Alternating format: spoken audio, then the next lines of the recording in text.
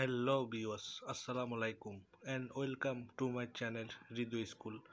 বরাবরের মতো আবারও চলে আসলাম আরও একটি ছোট্ট ভিডিও নিয়ে।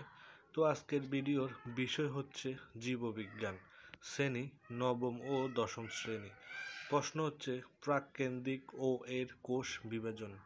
নিত্য নতুন এডুকেটেড রিলেটেড ভিডিও পেতে অবশ্যই আমাদের ইউটিউব চ্যানেলটি সাবস্ক্রাইব এবং ফেসবুক পেজটি ফলো দিয়ে রাখবেন। তো চলুন ভিডিওটি শুরু করা যাক। প্রাককেন্দ্রিক হলো এক কোষী জীব যাদের কোষে দ্বিস্তরী ঝিল্লি বা প্রাচীর বা পর্দা বা সূক্ষ্ম আবরণ বা অন্য কোনো প্রকার ঝিল্লি দ্বারা আবৃত কোনো অঙ্গাণু থাকে না। এদের কোষে এন্ডোপ্লাজমিক জালিকা, প্লাস্টিড ও মাইটোকন্ড্রিয়া থাকে না, কিন্তু রাইবোজোম থাকে। এদের হ্যাপ্লয়েড নিউক্লিয়াস থাকে। প্রাককেন্দ্রিক বা প্রোক্যারিওটিক কোষ হচ্ছে এক কক্ষ বিশিষ্ট ঘরের মতো।